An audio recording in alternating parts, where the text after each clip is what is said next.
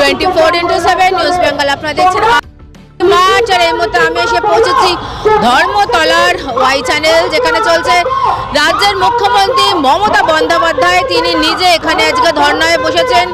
রাজ্য জুড়ে যে এসআইআর চলছে তাতে গণতন্ত্র হত্যা হচ্ছে এবং তার সাথে প্রচুর বৈধ যারা ভোটার তাদের নাম বাদ চলে গেছে। এরই প্রতিবাদে কিন্তু চলছে এই ধর্না মঞ্চ।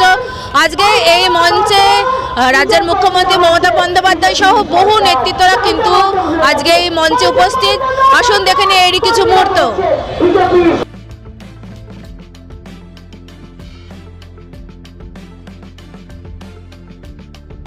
সামনেই পশ্চিমবঙ্গে বিধানসভা ভোটের আগেই রাজ্যে চলছে কেন্দ্রীয় সরকারের নির্দেশে এসআইআর স্পেশাল ইন্টেনসিভ রিভিশন। তবে বাংলার শাসক দল রাজ্য তৃণমূল সরকারের মতে কেন্দ্রীয় বিজেপি সরকার প্রয়োজিত কেন্দ্রীয় নির্বাচন কমিশন নিরপেক্ষভাবে এসআইআর প্রক্রিয়ার পালন করছে না, যার জেরে বহু জীবিত ভোটারের নাম ডিলিট লিস্টে চলে গেছে ও প্রায় 60 লক্ষ ভোটারের ভবিষ্যৎ এখনো বিচারাধীন।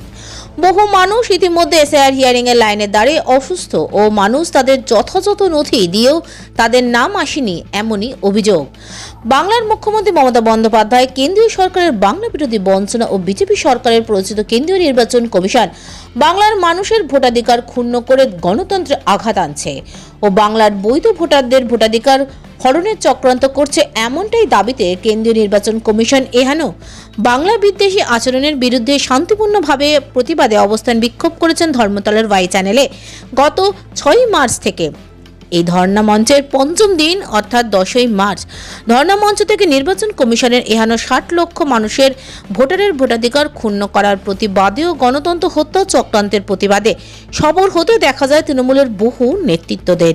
এদিন মঞ্চে মুখ্যমন্ত্রী মমতা বন্দ্যোপাধ্যায় ছাড়া সাংসদ জুন মালিয়া, মন্ত্রী চন্দ্রিমা ভট্টাচার্য, মন্ত্রী শশী পাজা, বিধায়িকা নয়না বন্দ্যোপাধ্যায়, তৃণমূল নেতৃত্ব দোলা সেন, সিআইসি অঞ্জন পাল সহ বহু বিশিষ্ট নেতৃত্বরা উপস্থিত ছিলেন।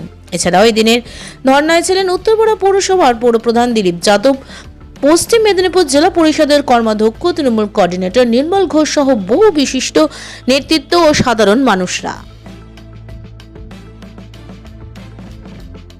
এই ধর্না দিদি করতে পারে এবং তৃণমূল কংগ্রেস করতে পারে।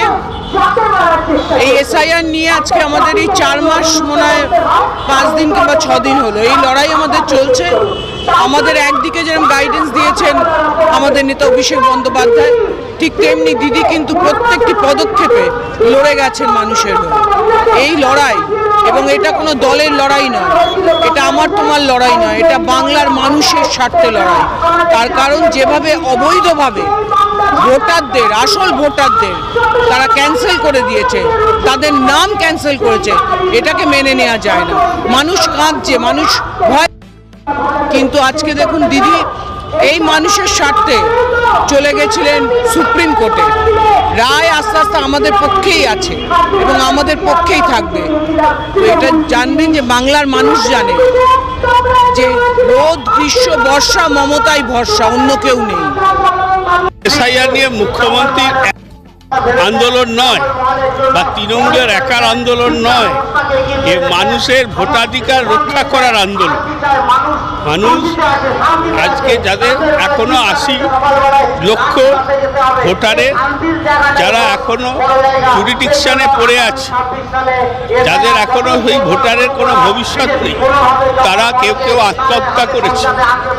আজকে এই এসআইআরকে কেন্দ্র করে প্রায় 170-72 মানুষ প্রাণ দিয়েছে এবং জ্ঞানেশ কুমার যেভাবে একটা নির্বাচন কমিশন যে একটা নিরপেক্ষ যার হওয়া উচিত, নির্বাচন কমিশনারের উচিত খুঁজে খুঁজে যার নাম বাদ গেছে ভোটার লিস্টে তার নাম তোলা।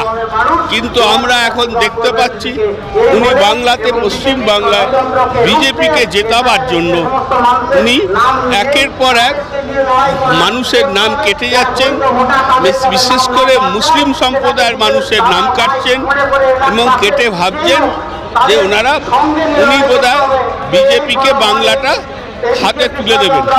কিন্তু এসআইআরকে কেন্দ্র করে সারা বাংলায় বিভিন্ন সম্প্রদায় সহ লক্ষ লক্ষ মানুষের ভোট উদ্দেশ্য প্রণোদিতভাবে বৈধ ভোটারদের নামগুলো কেটে দিয়েছে।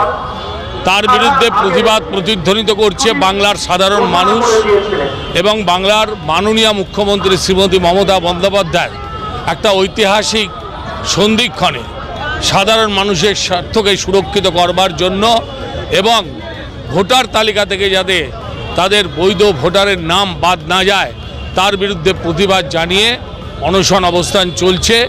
এই অনশন অবস্থান ধারাবাহিকভাবে চলবে এবং নির্বাচন আধিকারিকরা পুরোপুরি ভারতীয় জনতা পার্টির নেতৃত্বাধীন এনডিএ সরকারের তারা পুরোপুরি দোসর হয়ে গেছেন।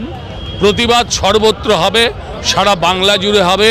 মমতা বন্দ্যোপাধ্যায় যে ধরনের কর্মসূচি গ্রহণ করে প্রতিবাদ করছেন এটা প্রয়োজন ছিল এবং বাংলার মানুষ মমতা ব্যানার্জির সাথে আছে। এই ধর্ণা মঞ্চ প্রমাণিত হয় ঐতিহাসিক জায়গা। আমরা 21শে জুলাই 1993 সালে দিদির নেতৃত্বকে দেখেছি, তখন ছাত্র জীবন থেকে। আবার আমরা হাজরামোড়ও দেখেছি, দীর্ঘদিনের দিদির নেতৃত্বর পাশে থেকেছি। অতএব আমাদের বিশ্বাস এই মেট্রো চ্যানেল এই ঐতিহাসিক জায়গায় দিদি আবার এশিয়ার নিয়ে যে আন্দোলন সংগঠিত করেছে, বাংলায় যত মানুষ আজকে দিদি আছে বলেই আমাদের ভরসা। দিদি যতক্ষণ আছে বাংলার একটাও ভোটার লিস্টে বৈধ ভোটার নাম কাটবে না।